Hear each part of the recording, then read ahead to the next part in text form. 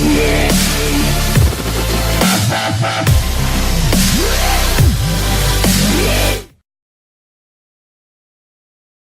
fact that a champion is easy to play is a pretty significant advantage, since you have a lot less mechanics to worry about when playing them, and pretty much all of the champions on this list do have fairly solid win rates and are quite good for solo queue, as a direct result of them being so easy to play. As we count down the top 10 easiest champions to play in League of Legends, we'll be measuring these champions by how easy it is to get good with them and play them at a reasonably high level. Let's get started. At number 10, we have Annie. With a point and click stun and an extremely easy to pull off and very potent burst damage combo, Annie's raw damage makes her quite a powerful force that is super annoying to play against and doesn't really require too much mechanical skill at all. All of her abilities are extremely easy to hit, and her stun is also quite easy to micro. It's also super easy to last hit minions with her due to the cooldown reduction and mana refund on her disintegrate. And let's not forget that due to the low impact her shield has, she essentially plays like a champion that really only has 3 abilities. Positioning with her can be tough sometimes, which is why she's lower on the list, but the big thing with Annie is that when you lose to her or when you outplay someone on her, it never really feels like a high skill matchup, since she's a pretty face roll champion due to the general lack of mechanical difficulty within her kit. At number 9, it's Soraka. Although with the Soraka rework, she was made a tiny bit harder to play, when you're a champion that's entirely based around healing your allies, there's never really going to be too much mechanical difficulty involved. Soraka's entire gameplay revolves around letting your team do the dirty work, and it's never going to be hard for you to just heal people. Being able to heal your allies is really awesome as well, since it creates a playstyle that is very forgiving of your team's mistakes, since you can heal them up so quickly if they take some free damage.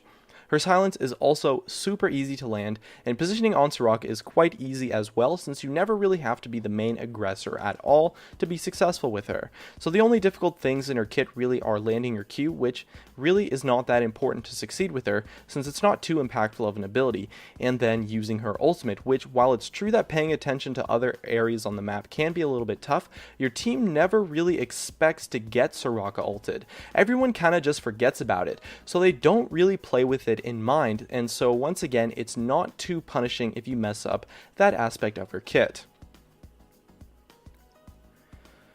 And at number 8, it's Sona. Although Sona's ultimate can take a bit to get used to landing properly, the rest of her kit is a total face roll, and since her heal is so incredibly potent, she creates a playstyle that is very forgiving of mistakes, especially in lane, and as well, forgiving of your teammates' mistakes due to her healing. So if you mess up and take a bad trade, it doesn't really matter at all. You don't have to play aggressive with her and can just heal it up for a super easy game, or you could also go for some really easy trades since her aggressive combo is as simple as a Q with an auto attack. Using your W and E is so ridiculously simple that you could honestly go as far as to arguably say that she basically only has 2 abilities for you to worry about in her kit, and managing her power chords isn't really difficult at all, so it comes down to positioning and landing your ultimate, both of which are quite easy to learn and pick up, since you don't really have to try to make crazy plays at all. Even though you might have the option to, it's not something you ever need to do to succeed on her. And the supportive playstyle as a whole in general is one that is fairly simple and easy to be good at, since it puts a lot of the difficulty on your team instead. At number 7, it's Rammus. With a W that is really just a passive that makes him super tanky, and only really gives him 3 abilities for you to actually worry about using properly, comboed with a targeted crowd control in his taunt, and his powerball being quite easy to land as well, and not to mention his ultimate being extremely easy to use, and you're left with a champion that doesn't really have any mechanical difficulty whatsoever. The only thing is not getting kited when you use your powerball, but since you get a decent amount of movement speed, it's really not that hard to avoid, and a point and click taunt is just so easy to wreck an AD carry with if you look at how long it lasts for. The fact that he's so damn tanky makes his playstyle super forgiving, meaning that you aren't going to get punished for a lot of mistakes that you might make on him, since it's a lot harder for the enemies to kill you. If you get caught out or mess up your positioning, it's not really going to matter that much since you're so tanky anyways and can escape with your powerball. He doesn't take too much damage in the jungle either, since he does get really tanky, so with his super easy mechanics and forgiving playstyle, you're left with an extremely easy champion to play. And at number 6, it's Malphite. And taking a look at his kit, it's no surprise. His Q is targeted and super easy to make use of. His W might as well be a passive, since it's as simple as use this when you're auto attacking someone, and his E as well is very easy to land and gives him some nice wave clear too. His passive makes him crazy tanky and makes it forgiving of bad trades and small positional mistakes, and in general a tanky character is going to be reasonably easier to play since you won't have to worry as much or sometimes even at all about positioning. And so that leaves his ultimate, which honestly is quite easy to land since it's so fast and has a decently sized radius. It's more of a matter of when to use it rather than actually landing it properly, not to mention can be used as an awesome escape tool if you're getting ganked, making him a pretty safe champion to lane with. His ultimate combos nicely with his kit, ensuring that you land everything in a fight, and so the only thing that makes Malphite hard is the fact that if you somehow mess up your ultimate, it's a little bit punishing since you are kind of going to be a bit useless in that fight, but it's not a huge worry since it is so easy to land. At number 5, it's Nunu. Once again, another super tanky character. Due to his Q, he's super easy to play in the jungle since you won't take damage and farming will be crazy easy. And since his W is basically a passive, he only really has 2 major abilities in fights, one of which is targeted. And when it comes to his ultimate, it might be a little bit weird to say, but landing a bad Nunu ultimate isn't really a big deal, and it's not a punishing mistake to make. And either way still is fairly easy since it's really just a zoning tool, not something you use for the damage. If you can get a good ultimate off though, it can be really powerful, but you're never really going to lose a fight due to a bad Nunu ultimate. So in combo with his tankiness and sustain from his Q, he's super easy to use in fights since all you really have to do is snowball whoever is close to you and give the attack speed buff to your teammate.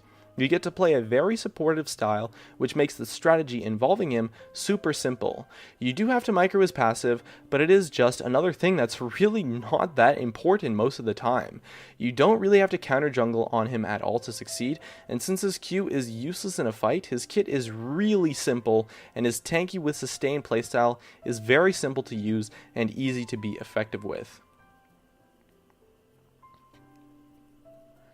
And at number 4, it's Garen. Once again, a very tanky champion with great sustain. Garen's sustain being a passive and tankiness from his W gives him a very easy playstyle to make use of, and his offensive abilities are quite easy as well since everything is really just point and click. His whole kit combos quite fluidly, and the targeted silence is really powerful, as is the targeted ultimate. Having passive sustain that is pretty ridiculous regen is awesome, and with a very simple kit mechanically, Garen really just comes down to not getting kited in a fight, since his gap closer isn't that great, but it's still not too hard due to the movement speed and tankiness on his W, as well as the power that he gets when he has flash up. His spin has a reasonably sized range, as does his ultimate, making the abilities easy to make use of, and it's fairly difficult to make mistakes on his kit as a whole when playing Garen. At number 3, it's Maokai, and I think we're starting to see a recurring theme now. A champion that is tanky, has sustain, and doesn't really have any difficult skill shots at all is in general going to be quite an easy champion to play, and Maokai is no exception. A targeted W gives him super reliable and easy to use crowd control, and his high amount of sustain comboed with his tankiness makes him very forgiving of any mistakes that you might make on him. His Q is also super easy to land since you just combo with his W, and his ultimate is easy too since it has such a huge radius. His sapling can be a bit tough to land, but it's not a key part of his kit, so if you mess it up, it's not a big deal and you're not going to get punished at all. And his kit overall has some decent wave clear and damages to give you some nice tools to work with, and teamfighting with Maokai is a breeze due to the targeted W allowing you to combo your entire kit to ensure that you hit everything with no real difficulty, as the supportive nature of the champion allows your team to do most of the heavy lifting. And on number 2, we have Taric. Once again, another champion who is super tanky with great sustain, and the key part of his kit being a ranged targeted ability ensures that you're going to have quite an easy time. His W and ultimate combo nicely with his targeted stun to ensure that you aren't really going to miss them, and the tankiness and sustain makes it so that any mistakes you make in lane aren't really that punishing at all, making him a very forgiving champion, and being able to heal your ally is great too since it makes you able to forgive some of your allies' mistakes as well. A lot of his power comes from auras and passives, so all you really have to do is use his stun at decent times to be good at Taric, which is really easy since it is targeted with a pretty nice range on it. His mechanics and kit are just super simple, you can't really mess it up. I mean, I guess you could maybe miss his W sometimes since it does have somewhat of a low range, but when comboed with his stun, it's not really going to happen, so you're left with a champion that is just super easy to play. And at number 1, it's Warwick. First off, 2 of his abilities are basically passives, so you're left with really only 2 abilities in his kit for you to worry about, both of which are completely targeted and have pretty nice ranges. He's also super tanky with fantastic sustain to ensure that you're never going to get caught low in the jungle. His ultimate is super easy to make use of since it's really just point and click, and since it's a great gap closer, you aren't going to have to worry about being kited. And since he's tanky with sustain, his kit is very forgiving of mistakes, and positioning poorly isn't a big deal either. And with his ultimate, he's super easy to be very impactful on, and so really all you have to learn is to just not jump in 1 vs 5. And with super easy mechanics, tankiness, great sustain, and nothing but passives and targeted